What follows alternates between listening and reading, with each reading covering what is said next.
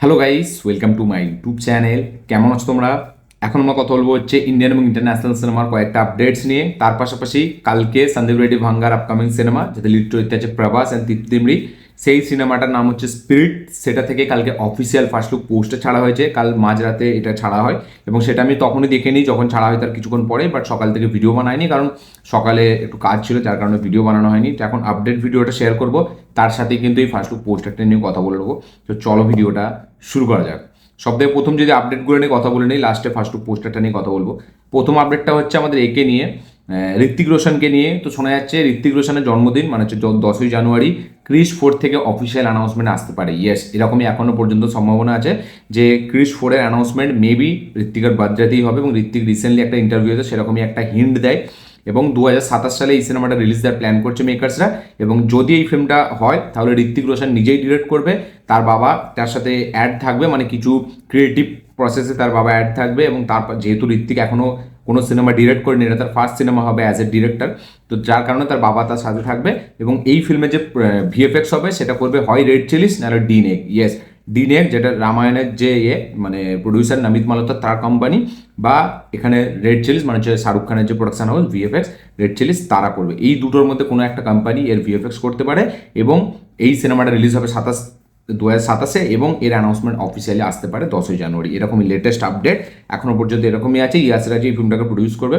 দেখা যাক ফাইনালি, ইয়াসরাজ এইবারে এই ফিল্মটাকে প্রডিউস করবে। তো দেখা যাক কীরকম কী হয়। এটা যতদূর সম্ভাবনা করা আছে ততটাই কী হয়। ক্রিস 4-এর অফিসিয়াল যে অ্যানাউন্সমেন্ট সেটা কি সত্যি ঋত্বিকের জন্মদিনে আসে, সেটা দেখার মতো বিষয় হবে। এবং ক্রিস কিন্তু একটা খুব পপুলার একটা ফ্র্যাঞ্চাইজ, খুব ব্যাপক একটা সুপার হিরো ফিল্ম, যেটা মানে খুব আমাদের ইন্ডিয়াতে বিশাল লেভেলে পপুলার। তো এখনকার বাজার মাথায় রেখে যদি ক্রিস 4-কে ভালোভাবে আনা হয়, স্পেকটেকেল বেসড সিনেমা করে with emotion, with strong VFX, তাহলে কিন্তু দারুণ একটা কিছু হতে চলেছে। এবং মানে ঋত্বিকেরও একটা স্ট্রং কামব্যাক দরকার।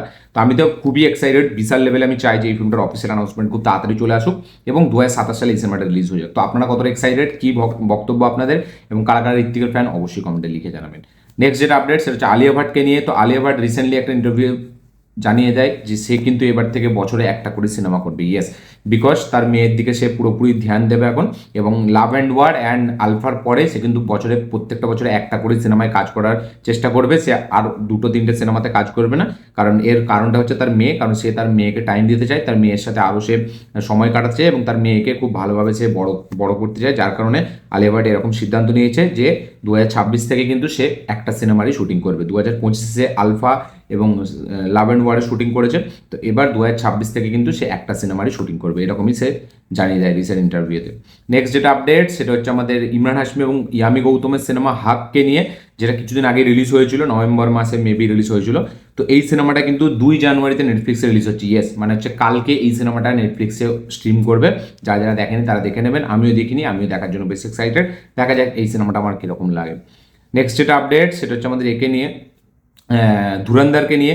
তো আমেরিকায় কিন্তু ধুরন্ধর পাঠানকে কিন্তু ক্রস করে এখন হাইয়েস্ট ক্রসিং এখানে আমাদের ফিল্ম হয়ে আছে, বলিউড ফিল্ম। খালি এখন সামনে আছে কালকি 2 এবং বাহুবলী। ইয়েস, বাহুবলী 2 অ্যান্ড কালকি, প্রভাসেরই দুটো সিনেমা এই মুহূর্তে তার সামনে আছে।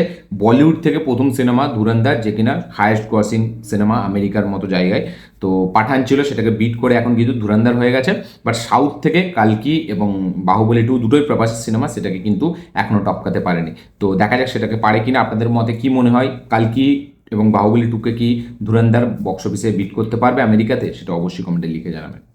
নেক্সট যেটা আপডেট সেটা হচ্ছে জিদ্দাকে নিয়ে। তো জিদ্দার প্রোডাকশন হাউস এবং প্রতিম ডি গুপ্তা, যে রিসেন্টলি 2024-এ ওই সিনেমাটি বানিয়েছিল চালচিত্র, ঠিক আছে, তো সেই সিনেমার ডিরেক্টর প্রতিম ডি গুপ্তা এবং জিদ্দার প্রোডাকশন হাউস, তো তারা মিলে একটা রোম্যান্টিক সিনেমার প্ল্যান করেছে, যেটার অফিসিয়াল অ্যানাউন্সমেন্ট কিন্তু হয়ে গেছে। যাতে আমরা দেখতে পাচ্ছি যে জিৎ ফিল্ম ওয়ার্ক এবং প্রদীপ কুমার নন্দী, তারা কিন্তু এই ফিল্মটার প্রোডাকশন হাউস, তারা প্রেজেন্টার।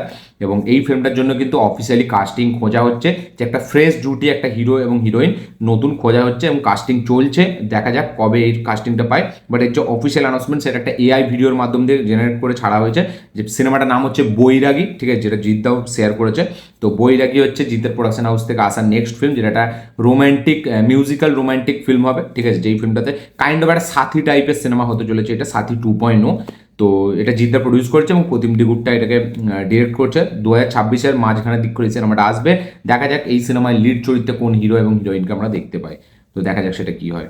নেক্সট যেটা আপডেট সেটা হচ্ছে উইন্ডোজ প্রোডাকশন থেকে শিবপ্রসাদ এবং নন্দিতা রায়ের প্রোডাকশন হাউস উইন্ডোজ প্রোডাকশন, তাদের আপকামিং দুটো ছবির কিন্তু অফিসিয়াল অ্যানাউন্সমেন্ট হয়ে গেছে। একটা হচ্ছে বহুরূপী দ্য গোল্ডেন ডাকু, মানে হচ্ছে বহুরূপী 2 অফিসিয়ালি বলা যায় এটাকে, কাইন্ড অফ সিকুয়াল, এবং আরেকটা হচ্ছে ফুলপিসি ও এডওয়ার্ড। তো এই দুটো সিনেমার অফিসিয়াল যে একটা ফার্স্ট লুক পোস্টার সেটা কিন্তু ছাড়া হয়েছে এবং দুটো মানে শিবপ্রসাদ এবং নন্দিতা রায় তারা দুজনে এই সিনেমাটাকে ডিরেক্ট করবে, তাদের প্রোডাকশন হাউস থেকে আসছে। 2026-এ কিন্তু এই দুটো সিনেমা রিলিজ হবে, বহুরূপী 2 এবং ফুলপিসি ও এডওয়ার্ড। তো আপনারা কতটা এক্সাইটেড উইন্ডোজের এই ফিল্মগুলোকে নিয়ে অবশ্যই কমেন্টে লিখে জানাবেন। কারা কারা বহুরূপী দেখে নিয়েছেন, আমি তো বহুরূপী এখনো দেখিনি, কারা কারা দেখেছেন অবশ্যই কমেন্টে লিখে জানাবেন। নেক্সট যেটা আপডেট সেটা হচ্ছে দেবদাকে নিয়ে। তো টনিক 2 কিন্তু 2026-এ হয়তো আসতে পারে। ইয়েস, টনিক 2 2026-এ আসবে, এরকমই লেটেস্ট আপডেট এবং এরকমই এখনো পর্যন্ত মেকার্সরা প্ল্যান করছে। তো যেরকম শোনা যাচ্ছে টনিক 2 2026-এ আসবে, মেবি ডিসেম্বরে আমরা দেখতে পাবো। তো দেখা যাক সেটা কী হয়, বাট নতুন গল্প নতুন এক স্টোরি আমরা দেখতে পেতে চলেছি এই ফিল্মে, এবং তার সাথে টনিকের যে কম্বো, ঠিক আছে। তো দেখা যাক সেটা কী হয়। নেক্সট যেটা আপডেট সেটা হচ্ছে আমাদের একে নিয়ে, প্যারাডাইসকে নিয়ে, নানির সিনেমা প্যারাডাইস, ঠিক আছে, যেটা মার্চে রিলিজ হবে 26 মার্চ। তো এই সিনেমায় কিন্তু নানির যে ক্যারেক্টারটা তার নাম হতে চলেছে জাদাল জামান। ইয়েস, জাদাল জামানের চরিত্রে আমরা দেখতে পেতে চলেছি এখানে নানিকে। ইয়েস, তার ক্যারেক্টারের অফিসিয়াল ফার্স্ট লুক পোস্টার ছাড়া হয়েছে, যেখানে একটা জেল কাইন্ড অফ একটা ফাইট সিকোয়েন্সের আমরা আন্দাজ পাচ্ছি, ঠিক আছে, যেখানে কাইন্ড অফ একটা কুমফু টাইপেরও অ্যাকশন হয়তো থাকবে, যেখানে আমরা একটা ভিডিওতে দেখেছিলাম যে নানি সিট আপ মারছে জেলের ভেতরে, তো ওই সিকোয়েন্সটাই মেবি এটা হবে। তো তার ক্যারেক্টারটার নাম হতে চলেছে জামাল জাদান, তার চরিত্রে আমরা দেখতে পাবো নানিকে। 26 মার্চ সিনেমাটা রিলিজ হচ্ছে, প্যান ওয়ার্ল্ড টাইপের, কাইন্ড অফ প্যান ইন্ডিয়া বলা যায়। তো এটা ছিল নানিকে নিয়ে আপডেট। তো এই ছিল টোটাল আজকের আপডেট, এবং লাস্ট যেটা আমরা কথা বলবো, না সরি আরেকটা আপডেট আছে। তো মারুথি যে হচ্ছে রাজা সাহেবের ডিরেক্টর, সে জানিয়েছে যে রাজা সাহেব সিনেমাটার ফার্স্ট হাফটা হচ্ছে তেলেগু অডিয়েন্সদের জন্য, আর ইন্টারভেল থেকে ক্লাইম্যাক্স পর্যন্ত নাকি নর্থ অডিয়েন্সের জন্য, মানে হিন্দির অডিয়েন্সদের জন্য সেকেন্ড হাফ এবং মানে তেলেগুর অডিয়েন্সদের জন্য ফার্স্ট হাফ। এবং সে এটা জানিয়েছে যে 6টা অ্যাকশন সিকোয়েন্স থাকবে এই সিনেমাটাতে, এবং রাজা সাহেবের 35 মিনিট ধরে ক্লাইম্যাক্স চলবে। ইয়েস, ক্লাইম্যাক্সের পোর্শনটা 35 মিনিটেরও বেশি হবে, 6টা বিগ অ্যাকশন সিকোয়েন্স থাকবে।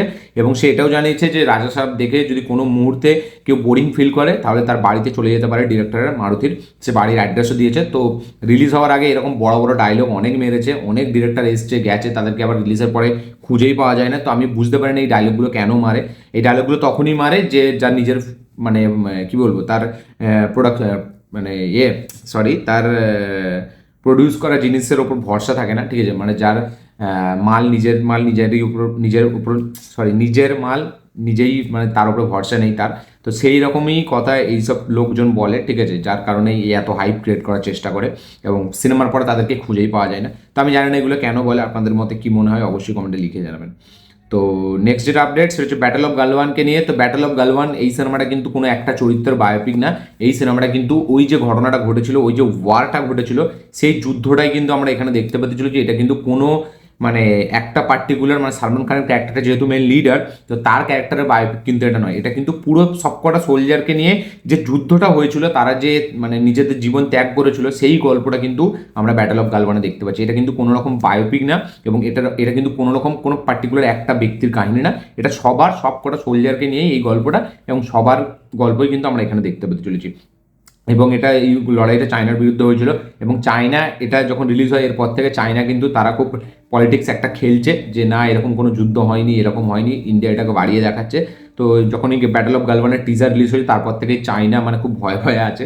তো জানে না কেন, যদিও আমাদের এখান থেকে ব্যাটল অফ গালওয়ানকে কিন্তু খুব পজিটিভ একটা রেসপন্স পাইনি, খুব একটা মিক্সড রেসপন্সই পেয়েছে, মিক্স থেকেও বিলো অ্যাভারেজ রেসপন্স পেয়েছে বিকজ অফ সালমান খানের জন্য।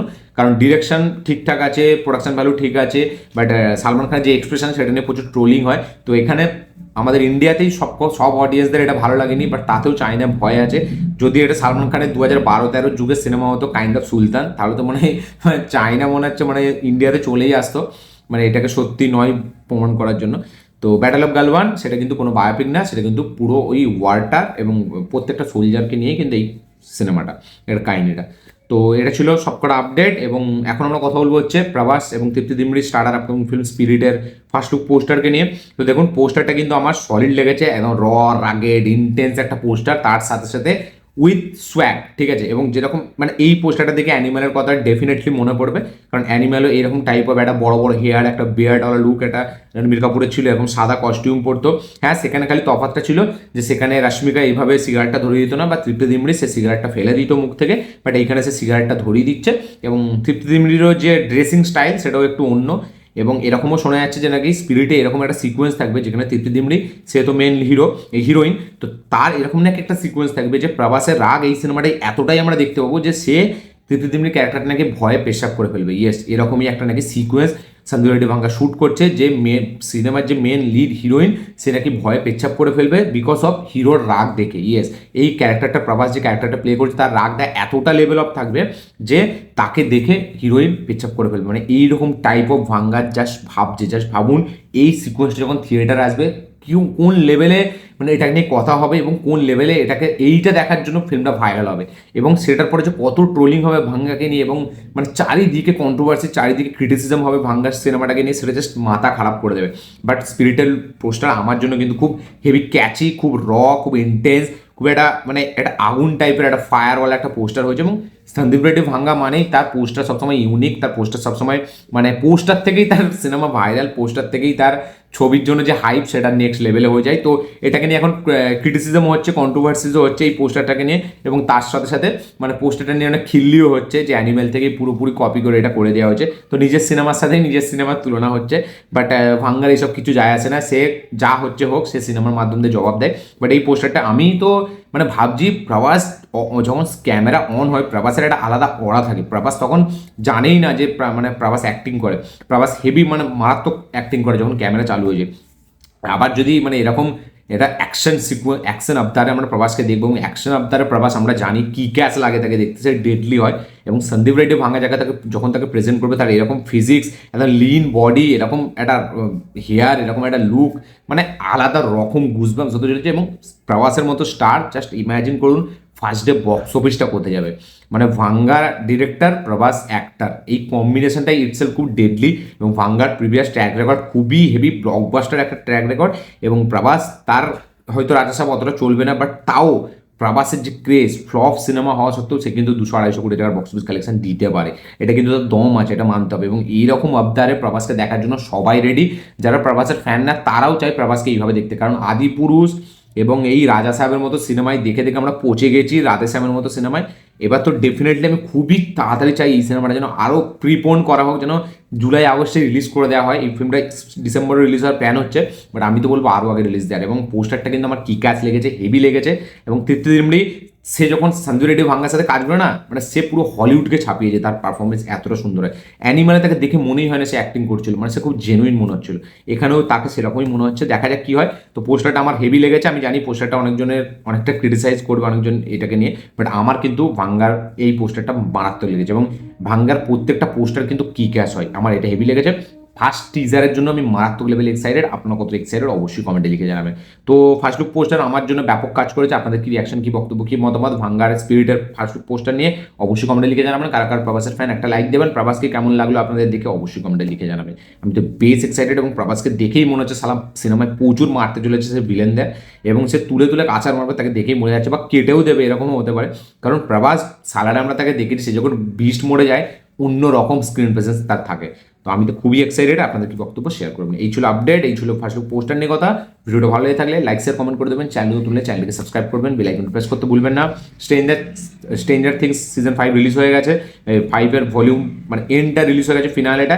তো ভলিউম 2 আমি অলরেডি দেখেছি, রিভিউ দিইনি, ভলিউম 3 দেখে ডাইরেক্ট রিভিউ দেবো। স্ট্রেঞ্জার থিংসের রিভিউ কিন্তু কালকে আসতে চলেছে। তো এই ছিল আপডেট, এই ছিল ফার্স্ট লুক পোস্টার। দেখা হচ্ছে পরের ভিডিওতে, ততক্ষণের জন্য বাই।